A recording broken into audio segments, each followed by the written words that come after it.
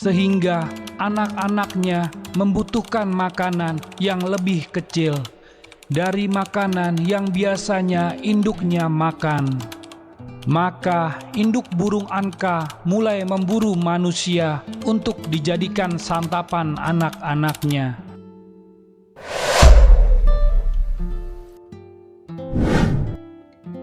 Assalamualaikum warahmatullahi wabarakatuh, sahabat kalbu yang Allah cintai. Kisah kali ini menceritakan Nabi Hanzalah dan burung raksasa Anqa, pemakan manusia. Di dalam Islam ada 25 nabi dan rasul yang wajib diimani. Tetapi di luar itu ada banyak lagi nabi dan rasul yang tidak kita ketahui. Sebagaimana yang diriwayatkan oleh Ibnu Mardawiyah dari Abu Dzar radhiyallahu anhu. Allah Subhanahu wa taala berfirman, "Dan sesungguhnya kami utus beberapa orang rasul sebelum kamu.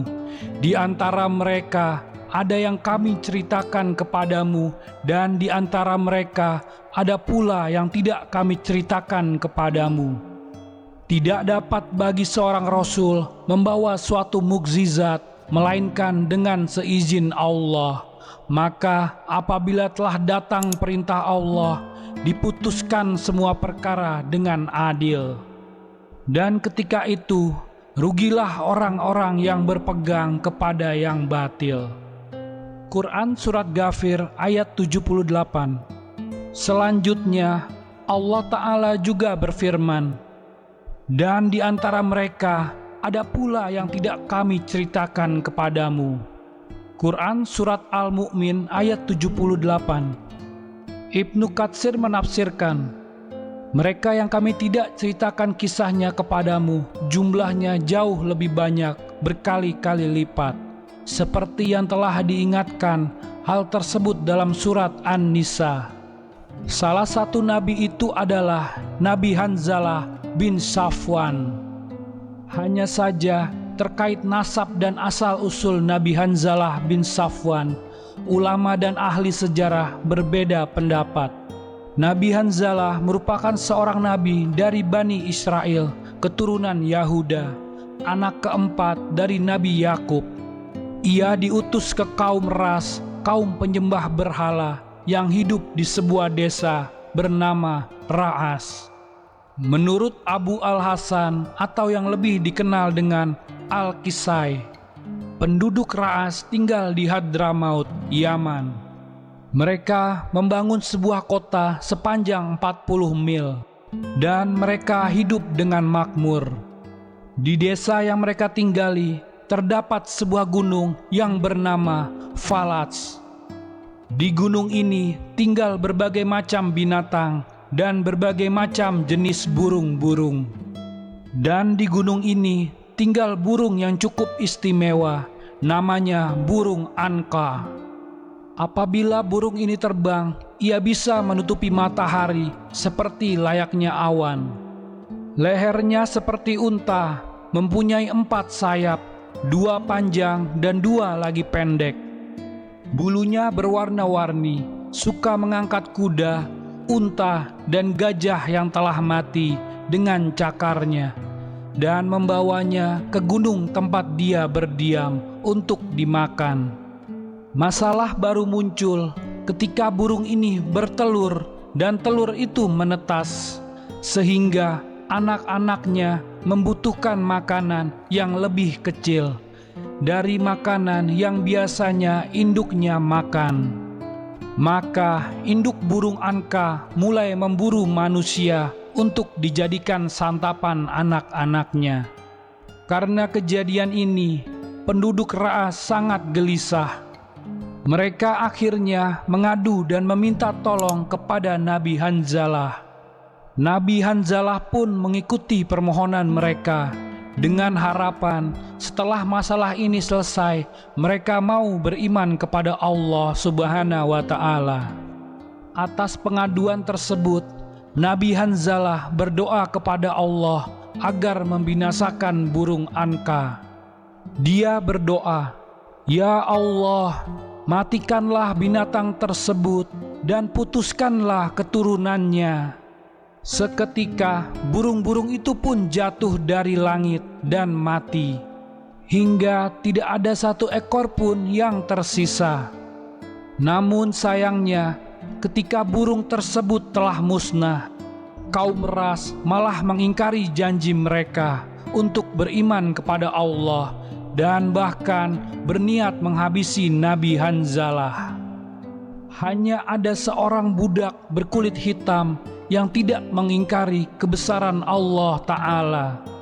Tatkala Nabi Hanzalah berdakwah kepada kaum ras, mereka menentangnya. Mereka bahkan menyebut Nabi Hanzalah seorang yang menyesatkan sekaligus kafir. Mereka pun berhasil menangkap Nabi Hanzalah. Lalu mereka memasukkan Nabi Hanzalah ke dalam sumur, karena mereka ingin melihat Nabi ini tersiksa karena kelaparan dan kehausan. Setelah itu, mereka menutupnya dengan batu yang sangat besar. Dari kejauhan, seorang budak yang beriman kepada Nabi Hanzalah dan kepada Allah melihat bagaimana Nabi Hanzalah dimasukkan ke dalam sumur itu.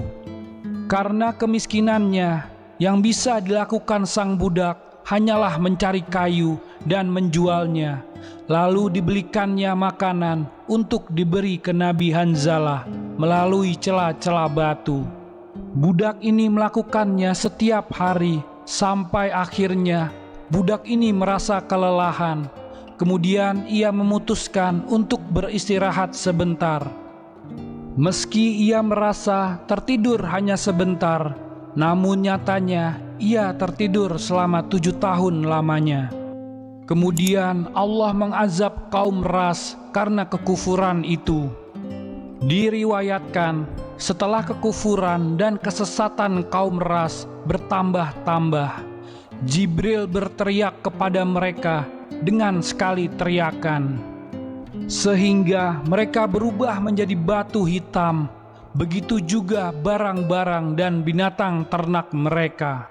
Dalam surat Al-Furqan ayat 38, Allah berfirman, "Dan kami binasakan kaum Ad dan Samud dan penduduk Ras dan banyak lagi generasi-generasi di antara kaum-kaum tersebut." Setelah terbangun dari tidur panjangnya, sang budak langsung ingat kepada Nabi Hanzalah. Namun ketika ia pergi ke sumur tersebut, sang Nabi ternyata sudah tidak berada lagi di sana. Dan ketika ia bergegas kembali ke kampungnya, ia hanya melihat bongkahan batu dan sisa dari azab pedih kepada kaum ras. Allah Subhanahu wa Ta'ala memberikan azab yang sangat luar biasa karena mereka mendustakan nabinya.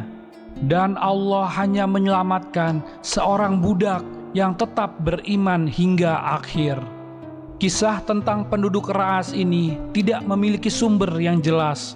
Maka dari itu, para ulama dan ahli sejarah mengumpulkan potongan-potongan cerita dan merangkainya menjadi cerita penuh. Demikianlah kisah dari Nabi Hanzalah dan burung Anqa. Semoga dengan kisah ini kita bisa mengambil hikmahnya, menambah keimanan kita, dan semoga Allah selalu melindungi kita semua. Amin. Wallahu a'lam bissawab. Terima kasih sudah menyaksikan kisah di Ruang Kalbu. Jangan lupa like dan subscribe. Wassalamualaikum warahmatullahi wabarakatuh.